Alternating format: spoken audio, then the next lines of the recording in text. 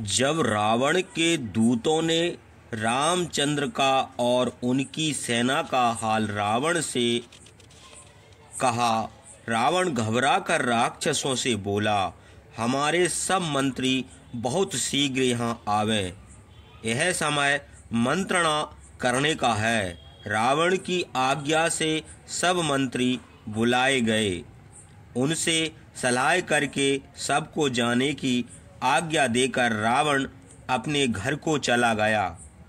फिर उसने मायावी विद्यजिन को बुलाया और उससे कहा, चलो हम लोग सीता के पास चलें और माया से उनको मोहित करें। तुम माया से रामचंद्र का सिर और उनका धनुष बना कर ले चलो। अच्छा, ऐसा ही करेंगे। यह कहकर विद्यजिन रामचंद्र का सिर और धनुष बाण बना लाया। रावण देखकर बहुत प्रसन्न हुआ और उसे एक आभूषण इनाम में दिया। फिर वह अशोक वाटिका में सीता के पास गया। सीता बड़े दुख और शोक से सिर झुकाए पृथ्वी पर बैठी अपने स्वामी का स्मरण करती थी। उनके पास भयानक राक्षसियां बैठी थीं। रावण बड़े हर्ष से उनके पास गया और अपना नाम बताकर बड़ी डिठाई से बोला, हे कल्याणी, तुम जिसके बल पर हमारी प्रार्थना नहीं सुनती थी, वह तुम्हारा पति युद्ध में मारा गया। हमने तुम्हारी जड़ काट दी, तुम्हारा गौ धूल में मिला दिया। अब तुम अपने आप हमारी स्त्री बनोगी। अब अपना विचार बदलो, मरे हुए रामचंद्र को क्या करोगी? हे सीते, अब हमारी सब स्त्रियां की स्वामी आप बनो। जैसे वृत्तासुर युद्ध में मारा गया था, वैसे ही तुम्हारा पति मारा गया है। तुम्हारे रामचंद्र हमको मारने के लिए सुग्रीव के साथ वानरों की बहुत बड़ी सेना लेकर समुद्र के उत्तर किनारे पर आए थे। संध्या के समय समुद्र तट पर पहुँचे। मार्ग की थकी हुई सेना सो गई। हमारे दूत जाकर सब हाल ले आए। आधी रात के समय हमारे सेनापति प्रस्थ बहुत बड़ी सेना लेकर गए और उनकी सेना का विनाश कर आए। हमारे सैनिकों ने पटिश, परिघ, चक्र, रिष्ट, दंड, वाण, शूल, मुदगर, लठ, तोमर, प्रास और मूसल आदि अस्त्रों से वानरों को मार डाला। प्रस्थ ने सोते हुए रामचंद्र का सिर तलवार से काट लिया। विभीषण को राक्षसों ने पकड़ लिया। बचे हुए वानर और लक्ष्मण डर के मारे भाग गए। हे सीते, वानरों के राजा सुग्रीव भी राक्षसों के हाथ से मारे गए और वानरों के साथ यमलोक को गए। हनुमान की दाढ़ी तोड़कर राक्षसों ने मार डाला। जामवन ने कुछ युद्ध किया था। अंत को राक्षसों ने उनकी जांघें तोड़कर वृक्ष की तरह काट डाला। वानरों में श्रेष्ठ मैंद और द्वैध रुधिर से लथपथ सिर अलग कर दिए। पनस नाम का वानर भी मारा गया। वह कटहल की तरह पृथ्वी पर पड़ा है। बाणों से मरा हुआ दरीमुख पर्वत की कंदरा में सो रहा है। महातेजस्वी कुमिद को भी राक्षसों ने मार डाला। बेचारे अंगद के सब अंग काट डाले गए। वह रुधिर का वमन करता हुआ पृथ्वी पर गिर पड़ा। बहुत से वानर हाथियों के पैर से दबकर, घोड़ों की टापों से कुचलकर और रथों के पहियों के नीचे दबकर मर गए। जैसे वायु के वेग से बादल उड़ जाते हैं, वैसे ही बचे खुचे वानर न जाने कहाँ भाग गए। अधमरे वानर डर के मारे उसी तरह भाग जैसे सिंह के डर से हाथी भागते हैं। बहुत तो समुद्र में गिर पड़े, कुछ आकाश को कूद गए, और कुछ वृक्षों पर छिप रहे। समुद्र के किनारे पर्वतों और वृक्षों के ऊपर जहाँ जो मिला उनको वहीं भयानक राक्षसों ने मार डाला। इस तरह बानरों की सेना और तुम्हारे पति रामचंद्र मारे गए। यदि तुमको विश्वास ना हो तो देखो, रुधिर और धूल लगा हुआ उनका सिर मौजूद है। फिर वह सीता को सुनाता हुआ राक्षसियों से बोला, विद्युजे को बुलाओ, युद्ध भूमि से रामचंद्र का सिर वही लाया है। यह कहते ही विद्युजिन रामचंद्र का नकली सिर और धनुष बाण लेकर आया और रावण को प्रणाम करके सामने खड़ा हो गया। रावण ने उससे कहा, रामचंद्र का सिर सीता को दिखाओ। यह अपने पति की दुर्दशा अच्छी तरह देखे। विद्युजिन ने वह सिर सीता के आगे रख दिया और वहां से हट गया। रावण रामचंद्र का सुवर्णमय धनुष सीता के आगे फेंक कर बोला, लो, यह तुम्हारे पति का धनुष है, पहचानती हो ना? प्रस्थ रात में उनका सिर काट लाया है। अब तुम हमारी भार्या बनो। रामचंद्र का सिर और धनुष देखकर सीता व्याकुल हो गई। उनकी आंखें, मुंह का रंग, सिर के बाल और चूड़ामणि देखकर विश्वास हो गया कि यह सिर रामचंद्र का ही है। सुग्रीव से रामचंद्र की मित्रता का हाल भी हनुमान से मालूम हुआ था।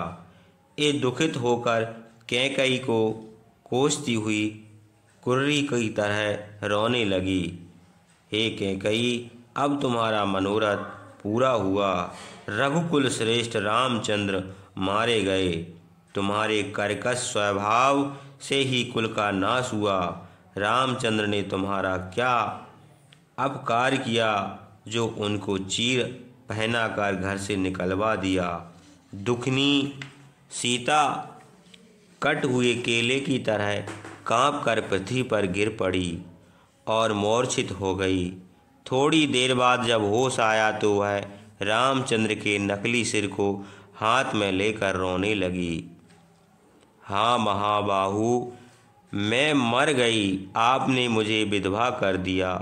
स्त्री के पहले पति का मरना बड़े अनर्थ का कारण है। आप मेरी रक्षा करने आए थे, सो आप ही मारे गए। आप कौशल्या के बड़े प्यारे थे। उनकी वही दशा हुई जो बछड़े के मरने पर गाय की होती है। हे रघुनंदन, जयोतिषियों ने आपकी आयु बहुत बताई थी, पर उन लोगों की बात झूठी निकली। अथवा जयोतिषियों की बात झूठ ना होगी, यह हमारी बुद्धि का दोष होगा जो आपका कटा हुआ सिर देखती हूँ। आप बुद्धिमान थे, नीति जानते थे, दुखों को हटाने का उपाय भी जानते थे। फिर आप अकस्मात कैसे मर गए? आपकी मृत्यु का कारण मैं ही हूँ। मुझ भयानक काल रात्रि को गले लगाने से ही आपकी मृत्यु हुई। हे महाबाहु, मुझ तपस्विनी को छोड़कर आपने पृथ्वी का आलिंगन किया। हे वीर, मैं आपके सुवर्णमय धनुष की गंध और मालाओं से पूजा करती थी।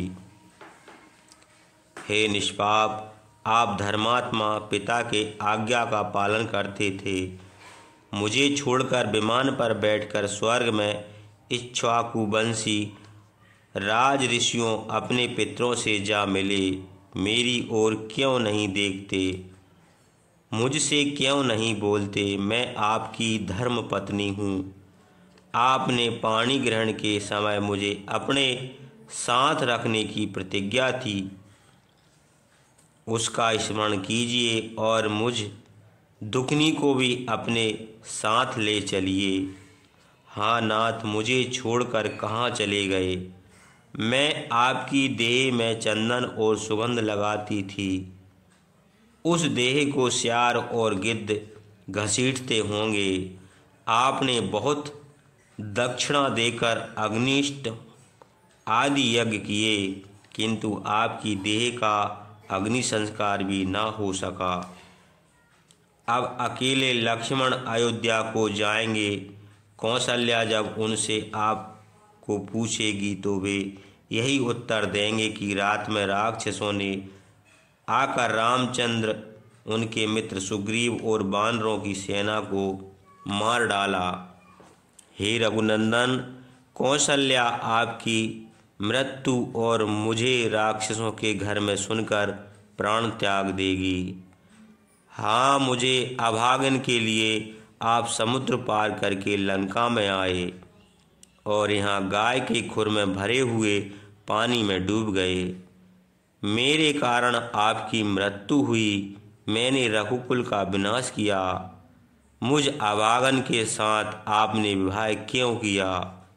मैंने पूर्व जन्म में कुछ दान नहीं किया था, इसी कारण मेरी यह दुर्दशा हुई। हे रावण, तुम मुझे भी मार डालो, मैं अपने पति के पास पहुंच जाऊं, तुम्हारा कल्याण हो।